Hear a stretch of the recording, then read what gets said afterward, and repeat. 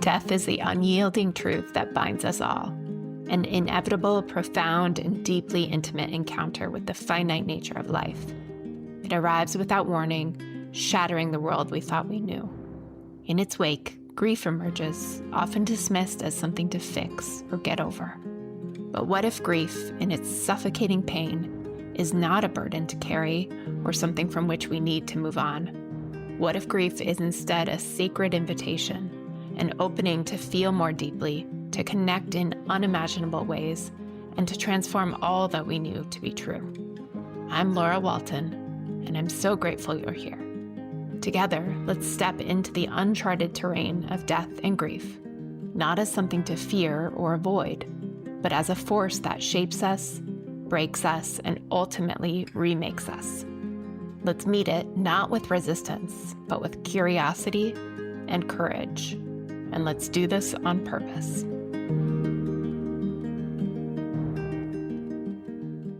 All right. Welcome back to the Grief on Purpose podcast. Today, we have a very special guest who some people may know. Mr. Fred Armisen is here with us. Thank you, Fred, for being here. Oh, my pleasure. Yeah. So it's interesting.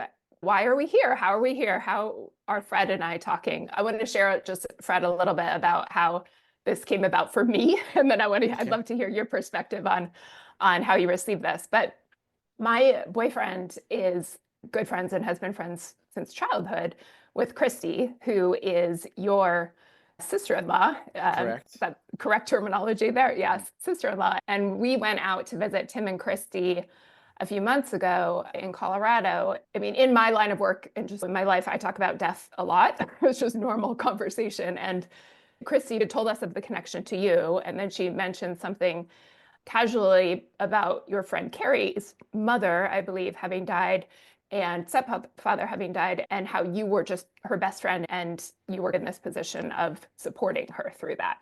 And that was just a little tidbit of information that was dropped within the context of a greater conversation.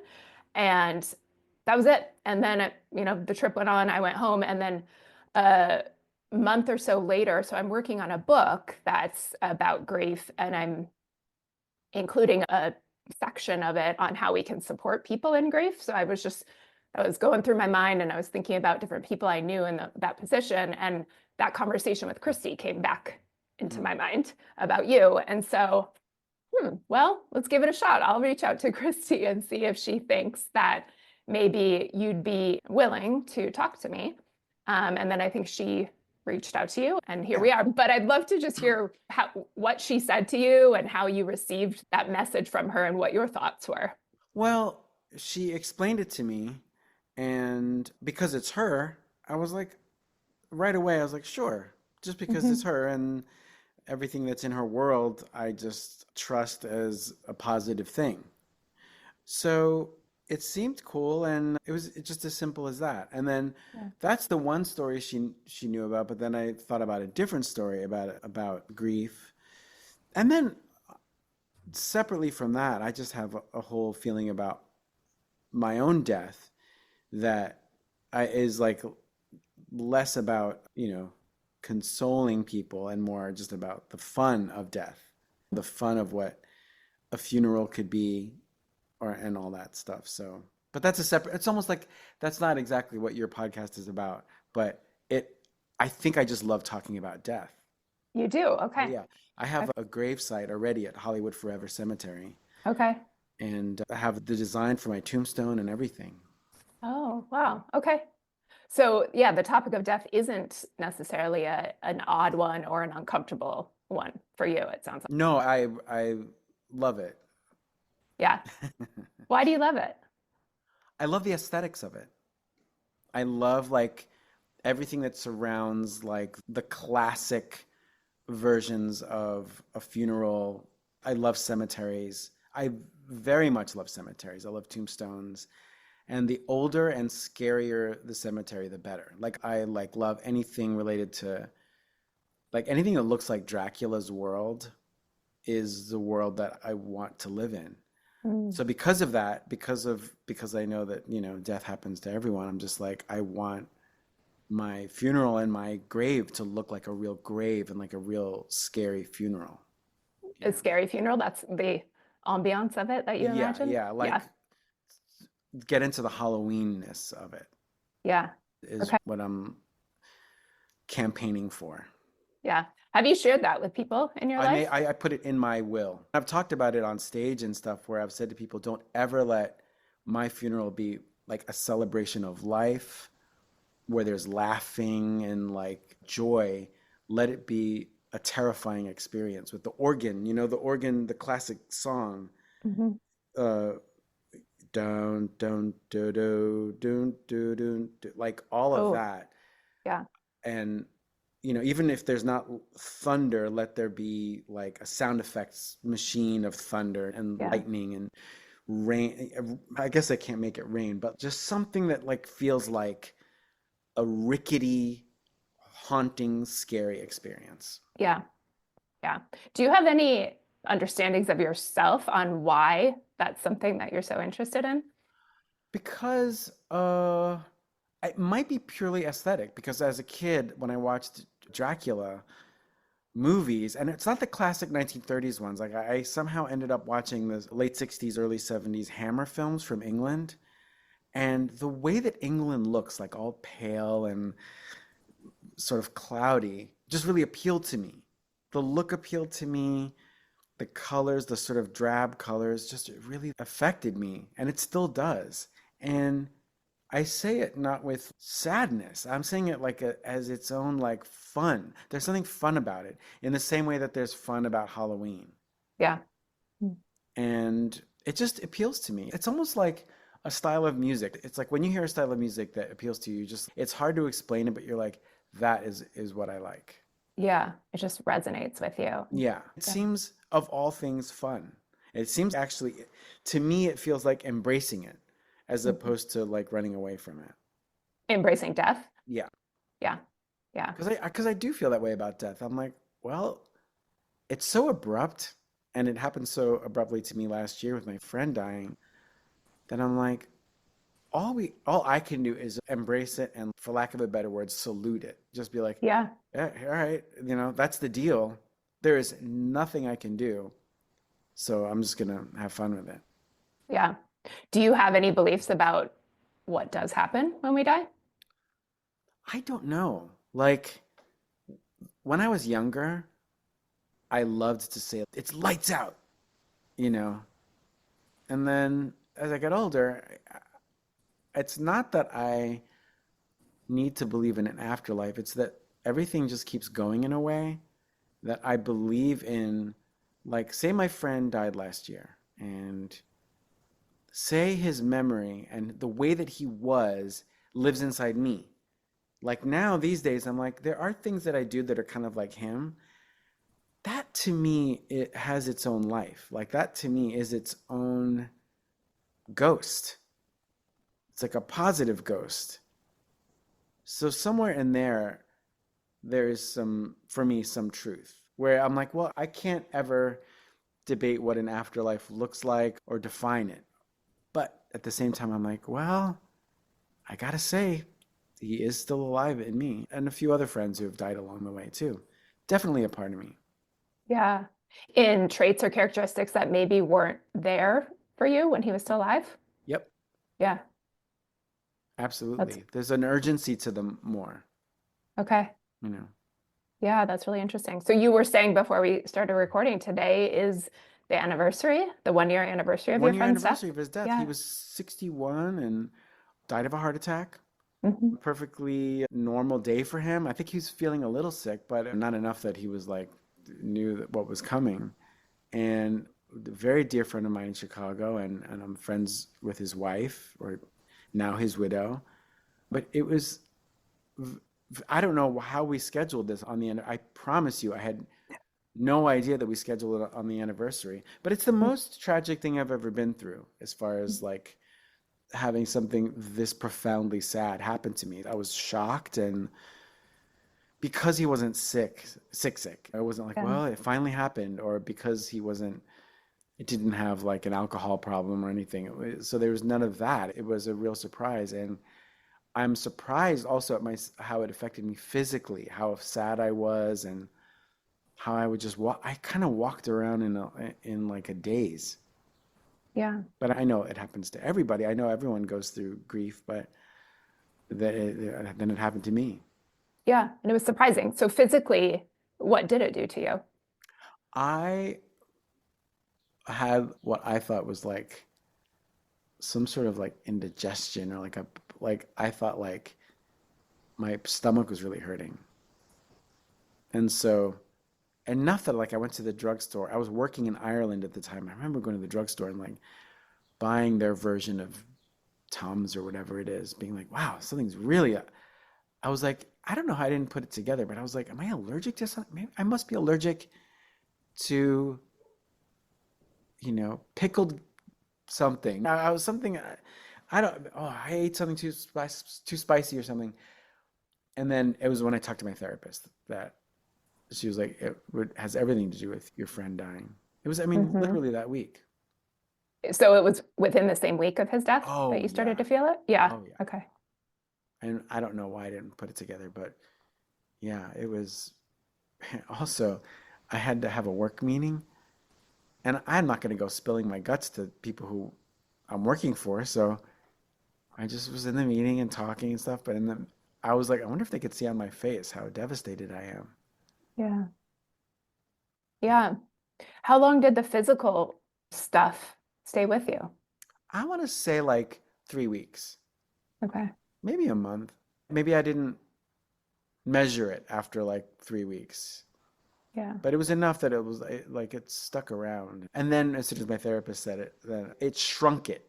Then I was like, oh, I see what it is. And it was almost like I told Mhm. my body, like, I know what you're doing. Don't worry about it. Yeah. It lost some of its power a little bit.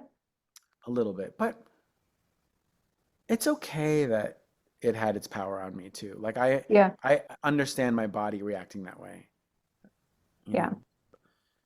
But yeah, also how fast time goes. I can't believe it's been a year. Yeah. Can't believe it. Yeah. You know. How did you find out about the death? I woke up and it was like in the movies where a friend called me, but the fact that this friend was calling me at all was like, why? There's no reason this person wouldn't have texted. When it's a phone Yeah. call, that was already odd. And she was calling me from Chicago. That's where he lived. And either the way she explained it or the way that I was hearing it, I couldn't compute it. Just like in the movies, like Yeah. where I actually couldn't make sense of what she was saying. The reason is because his widow or his wife has Parkinson's. So all of us as a friend group, she is our concern health wise. Is she going to be okay? But I'm saying before he died. Before he Yeah. died. How's she doing? She has some surgery. Oh, sounds like it's all going well. So the phone call was sort of that's not where none of us could have guessed that it was him who Yeah. who had, I guess, I don't know enough about medicine to say heart problems, but from what I gather, it was something in his heart. Yeah, there was something going on. Yeah. And So, yeah, so she was always our main concern, and then now in a new way, she's our main concern because yeah. he was her caretaker. Yeah. That changes it all. Yeah. Yeah. Okay. So now that a year to the day has gone on, how have you seen your grief shift over the year? It like turned from like a sort of jellyfish into something fully formed, and it's like the way we put up statues is like what it became inside me. So it's before it was like this like stinging jellyfish in my insides where I just couldn't handle it or couldn't even define it. It's like see-through and weep all the time. And I don't even cry that much as a person. I'm not bragging. I'm just saying I'm not, I don't even, I don't think I'm that emotional in some ways. But I would cry in my car. I would cry just, of course, at his memorial. but all that stuff is so unpredictable and hard to control. And then as the months went by, I could see it. It had an outline that I could see more, a little better. So it became something that I could identify, and then that energy I could put into helping his widow, helping with this Christmas charity they used to work on, and I still do. So it also words, I could use words a lot better than just being freaked out all the time. Mhm. And then the request from all the sort of friends in our friend group was like, guys, you gotta go get a checkup. You gotta go. And I did. I went and got everything checked out and everything was good. But, you know, that was the other thing. The sort Yeah. of like the way someone said something really interesting at his memorial was, I was like, what a shock. I can't believe he's gone. My friend Steve. And this other friend of mine was like, but you know what? Here we are. Meaning, we're all older. Here we are. He's like, this guy, this friend of mine was just like, hey, I'm 63. Like, this is what is happening now. So Mhm. there's also that realization. We all have our expiration date. And yes, Steve was young, absolutely. But we're now in a zone that it's not like a 20-year-old dying. Yeah. So Yeah. there's Yeah. that version of it. So that's that sort of realization. And then I am doing things in my life a little differently. And I don't mean like health wise, just more trying to enjoy things and make prioritizing friends in a different way.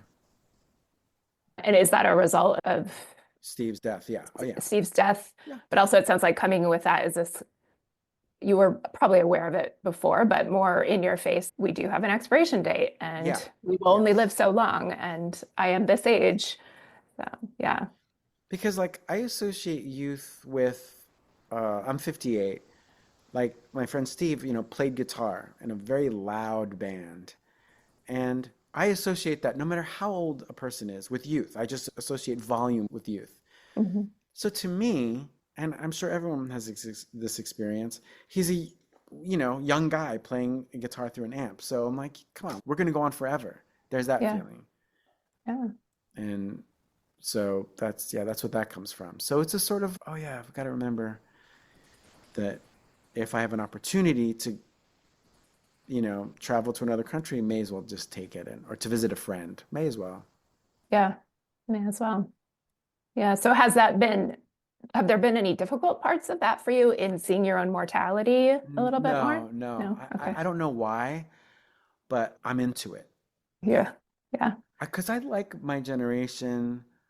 I like the bands I grew up on, and it doesn't close me off from youth or listening to new music. It's not that. It's just that I like our group. And then I'm like, yeah, I like being this age. I like the wisdom that comes with it and the sort of experimentation that comes with it.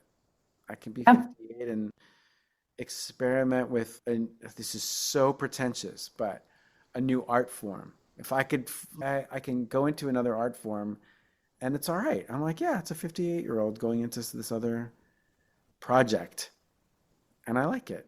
Yeah. And what all I do, my secret ingredient is that I just look to my heroes who are older than me.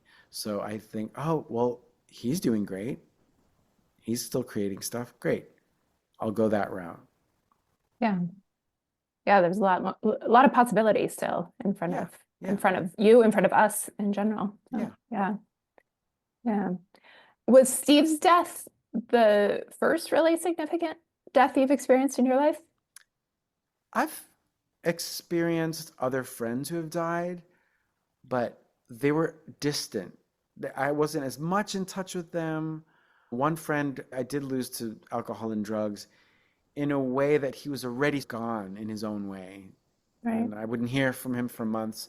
So I love him, but it wasn't the same like this is an active person in my life, Yeah.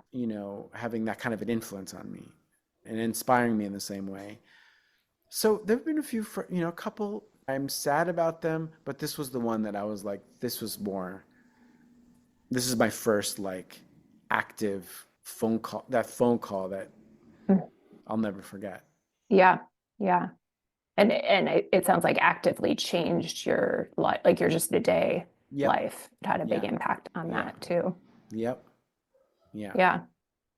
So was there anything about that experience and about your grief following that that was surprising to you? Of all things, as dumb as this sounds, I'm surprised that it affected me so much. Meaning, our relationship was so cool and fun and funny and casual that tragedy, like it just wasn't in the ingredients to our friendship. So I don't know why I'm surprised, but I am just surprised at how traumatized I was by the whole thing. I'm surprised that because it was such a, even though it was a deep relationship, it was mostly fun. It was mostly Yeah. just fun stuff, you know? Yeah. So to go from like our text exchanges were just so funny to go from that to this opposite, being so distraught. That's the part I'm surprised about. And I don't know why, but as opposed to like if it was my brother, and you know what I'm saying? That's like a different, like, of course I was traumatized. Of course, that's your brother. This is more like, this is my friend who I laughed with. Yeah. A big jump.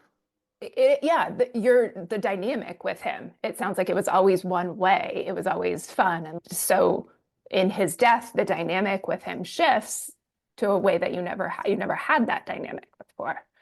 Yeah. And of all people, like, he'd be the one I'd want to turn to sort of, Talk to about that. help me through it. Yeah. But death Yeah. is, I mean, it is, I know it's silly for me to describe death, what it is, but it's really wild how that person that it is like they're shut off, like that volume is off. It's like that Hmm. switch. So that's the part that's like, he really cannot chime in. You have to imagine it. I have to Yeah. imagine, which works. Yeah. Well, you said earlier that you've noticed characteristics of his coming into your personality or the way that Yes. you interact with Yeah. others. Yeah. Yes.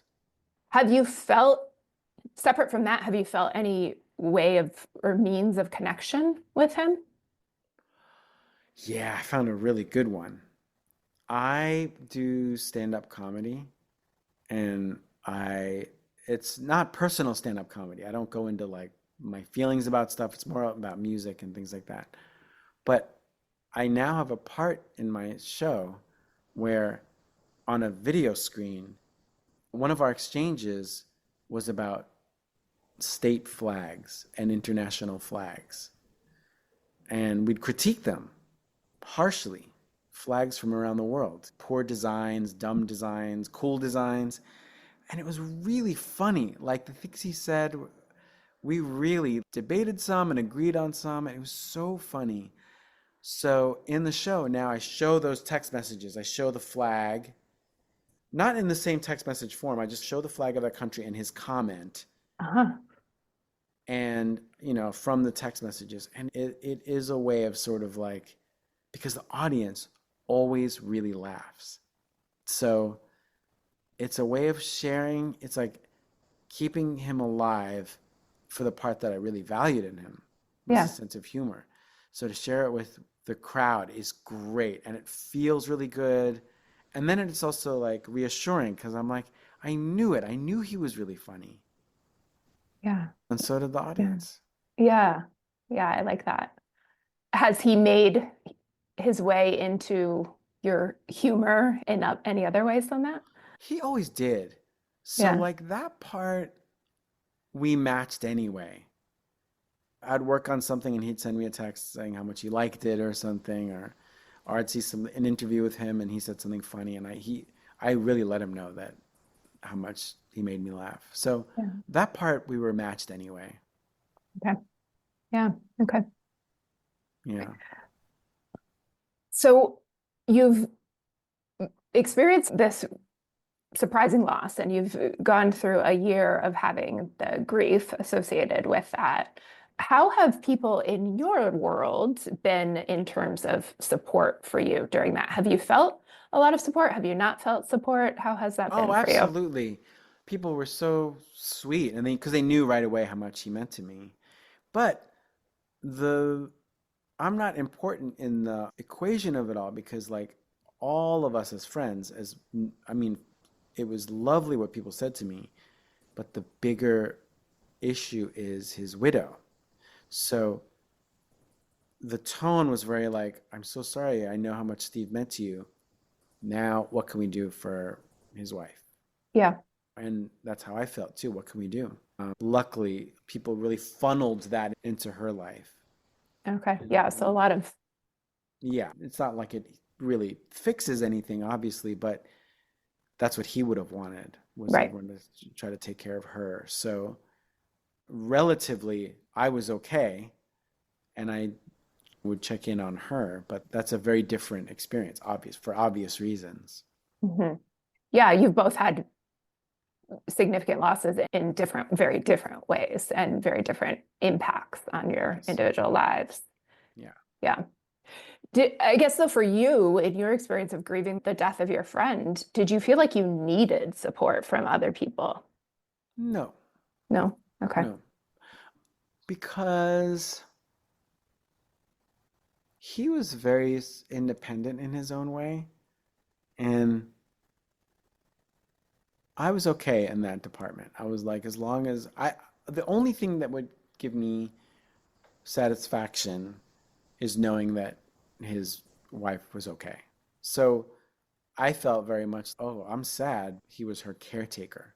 That was a little more like my mind and everyone's mind went to, let's make sure she's okay. Hmm. Yeah. Did you feel like you were able to do that to the best of your ability? I felt like it in a way, but I always wish I could do more.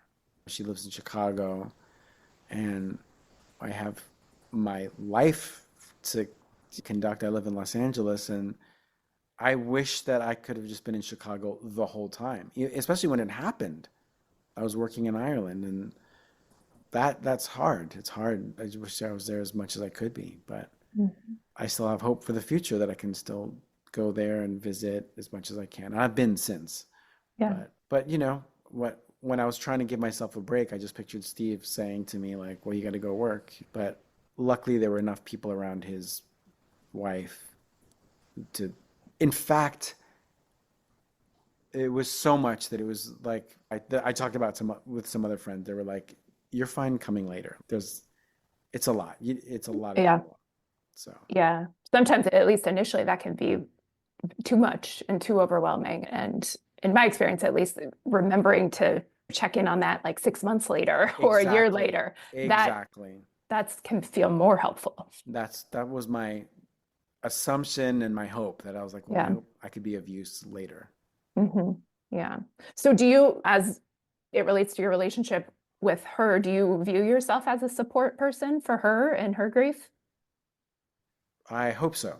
So yes, but that's a question to ask her. Like more like, hey, is Fred helping out enough? And but I do as much as I can, Yeah. always, Yeah. Yeah.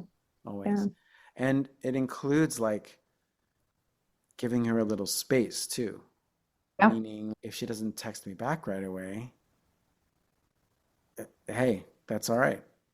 Because I think that all the act of saying, "Are you okay? Text me back," is actually stressful on the other person. So I don't Yes. want to do that. I don't want to. Yeah. It's a little bit like, "Hey, I'm here whenever you're ready," and that's what works best. Yeah. Yeah, I would agree with that. And to say, are you okay? No, no, they're not okay. Yeah, they're And not then, okay. It's not their priority to be texting you back right away. yeah. What I do with her though is that I make sure to share with her how sad I'm feeling. So Yeah. when I get a wave of thinking about Steve, I make sure to let her know it's just that it's something to talk about, to identify with. And by chance, they also, as a couple, ran this, or she runs this charity, this in Chicago, this Christmas charity, which also gives like a focus. So where we all aren't great at communication, where I'm not great at communication, it's easy for me to say, when do you need me there for the Christmas charity? My flight is landing Thursday night. I'll see you. So these things facilitate a sort of, okay, now we have to talk. So I'll Yeah. be there. And I don't know. It's just that, so it isn't all about, I'm going to be there just so we can talk. Hmm. Is in our relationship, isn't it works better that there's a charity to Yeah. It's fuel helpful it. that it's more focused on something. Yeah. Yeah. Yeah.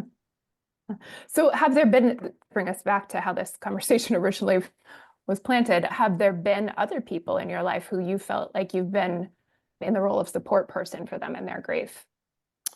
What's weird is only in this podcast am I thinking of it as a support person, but in the moment I don't think of it that way. So when Carrie's mom died, I didn't think of it even as support. It was more like I felt sad for myself and us and Carrie. Carrie's so close to me that I felt that loss. Like, oh, Mm. what this is horrible. Her mom passed away in a car accident. So I just wanted to be there for her, not like she needs support, but more like I'm also devastated by the shock of it. I didn't Mhm. know her mom that well or at all, but it was more like the reverberations of it. Yeah. Do you think that was like, I think this is sometimes hard to tease out, but was that Carrie's pain and grief that you were Yeah, feeling? that's what I Yeah. mean. Okay. That's what I mean. If Okay. she's going through pain and grief, and it's a terrible feeling because I actually do feel like, oh, I would do anything to take that pain away. I would Yeah. do anything to so that she didn't have to feel that. That's what I mean. So Okay. calling her or showing up or whatever, I never thought of as in the moment as support. It's more like we are sharing this horrible Yeah. feeling.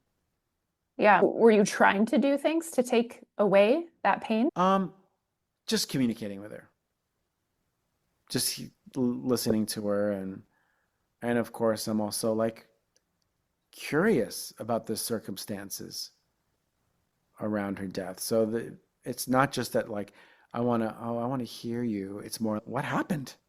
I'm interested, and then of course for her memorial and all that stuff. Mhm. I can't believe I'm calling it stuff, but for her memorial, like just making sure that I was around for that.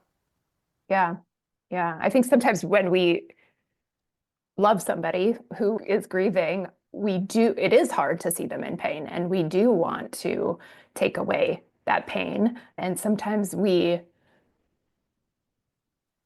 try to do that. We make attempts to do that, but of course they're still going to be in pain because they should be. They've just had this big loss, and that can, for some people, that can be hard because we feel helpless. Like there's nothing that I can do to change this or to take away this pain. Was that ever an experience that you had? Well, I always just try to remember acceptance. So, not acceptance of death, but acceptance that she's going to be devastated and Yeah. that's just the way it is. So I just accept that there's no heroic way through it. Mm, She's going to be sad and okay. that's I accept that. You know. Yeah. Do you think that makes it a little easier on you? Well, I don't know about easier because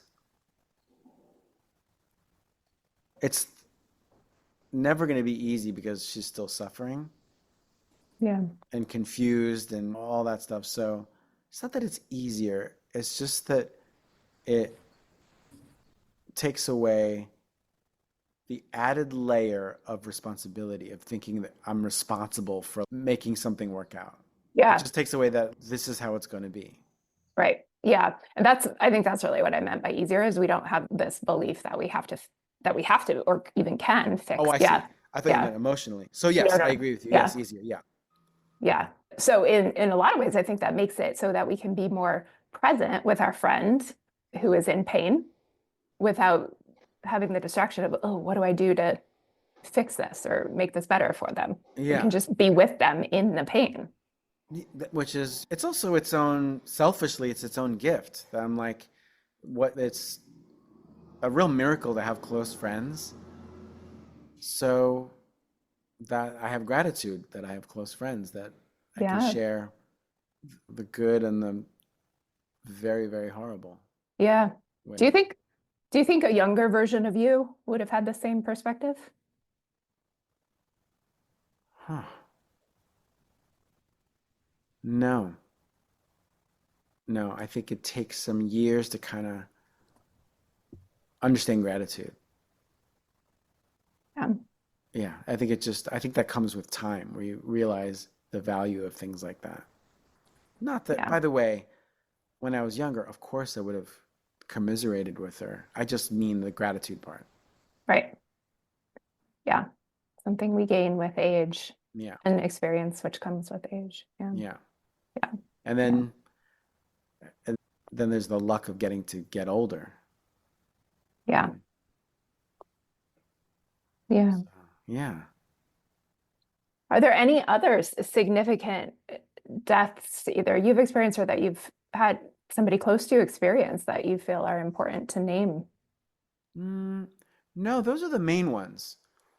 And Okay. there's my friends. Then there are people in the distance, people who I kind of know. And then there are so many combinations of what a death is, meaning someone who loses their child, someone who, versus someone who loses their parent who is 90 something years old. Right. Always still obviously sad, but there's also my distance from them. I mean, there's so many different variations that is always shocking. Yeah. I And it's wonder what always that different. I wonder what that is like as far as like human evolution.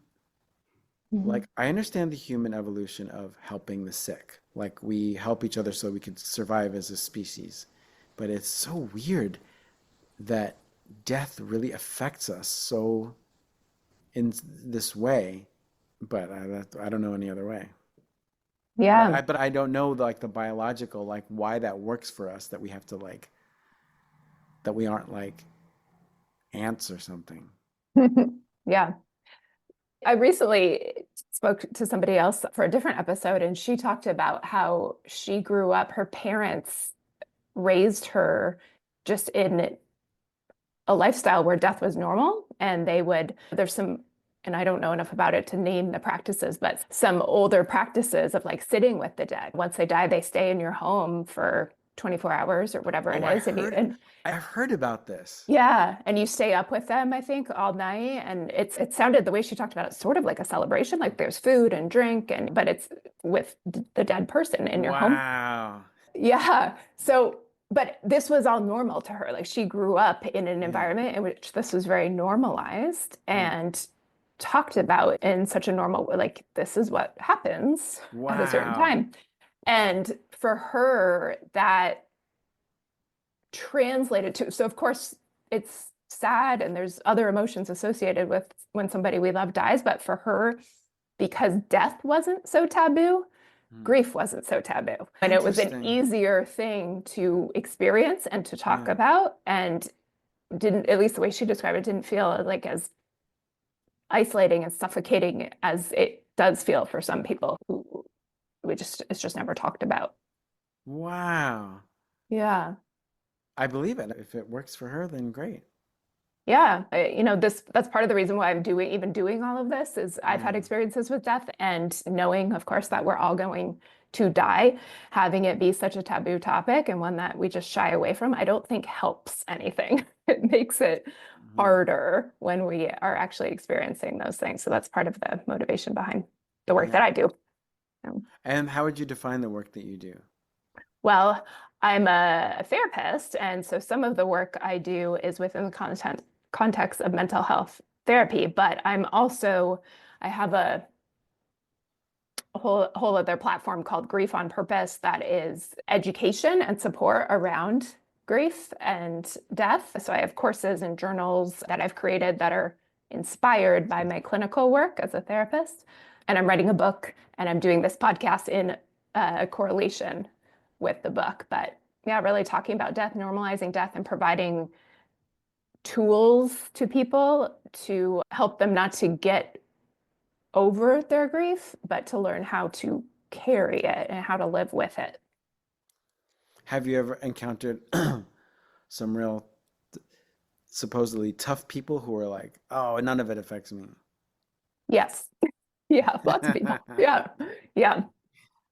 A lot of, I mean, actually, that's pretty common, I think, in our society is there's a disconnect from I think of it as a disconnect from our brains and our bodies. So for a lot of reasons, but we've learned not to be able to read our bodies or understand our bodies and just kind of live in our cognitive brains and can say, no, I'm good, no, I'm fine, because we don't have any connection to how our bodies are actually doing or how they're feeling or what they might be trying to communicate. So yeah, that comes up a lot for me.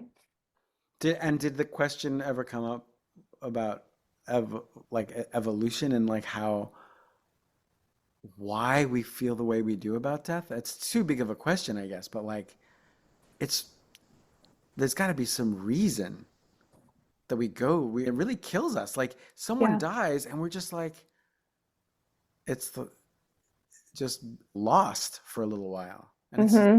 since death happens to everyone, I'm so surprised that it affects us so much. Yeah.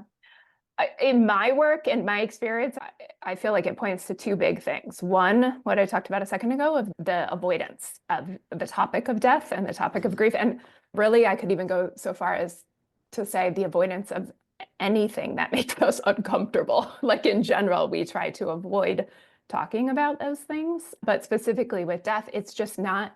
You hear people say, "Oh, if I die," those sort of like Yeah, the yeah, way yeah, we yeah. even talk about it is this way that like it, it makes it like surprising when it actually happens. And not to say it's not, because it is surprising and shocking when it actually happens. But I don't think we're generally, as a society, very prepared for the reality of that happening in the way that it's avoided. And then also, it makes us face our own mortality. And that's hard to think about. It can be hard to talk about and think about somebody else's death without having to look at the reality that that will be me someday. Yeah. Unless you're Dracula. Unless, yes. He really kept going. Yeah, Did you ever hear and I'm going to paraphrase what Andy Warhol said about death? I don't think so. What is He it? said that he doesn't believe in death because he's not going to be aware when it's happening, I don't which think is, I've heard that, but I like that. I like it too, because I suppose in the moment, I'm sure there's variations, but there is a sort of like cutoff point where, Yeah. And so that makes me think of the tree in the woods thing. yeah, If a yeah, tree falls in the woods and nobody that's hears right. it. Yeah, yeah. Yeah, if we die and we're not aware of it. Yeah, how would if you do believe in lights out, then you're only on one side of it. So you could go through your life not believing in death and you'll never suffer from it. Ooh, I need to think about that one some more. But I Yeah, yeah. like that one. Meaning like, yeah, Yeah. Yeah. if you are one of those people who doesn't believe in death, you actually might turn out okay. Wow. I haven't thought about it from Yeah, that sense, but I'm going to. yeah, I've got to look up the actual quote because I'm sure I'm paraphrasing, but Yeah, it's a good one. that is a good one. Thanks for Yeah. giving me something to chew on over here. All My right. pleasure. Is there anything else about death that you feel is something you want to say here before we wrap up? No, I feel like you've really let me express all of like every side of it. So I really appreciate it. Thank you for that. Yeah. Yeah. Thank you again for being willing. I'm glad I unknowingly tapped into one of your favorite topics. Oh yeah. And I could talk about it forever. All Well, right. thank you. Thanks for being Thank here. you. Thank you. Thank you for being here with me, Laura Walton, and my incredible guest on Grief on Purpose.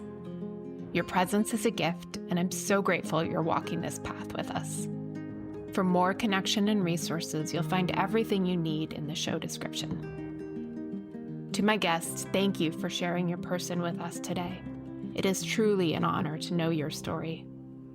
I'm your host, Laura Walton. Until next time, be kind to yourself and remember you're not alone in your grief.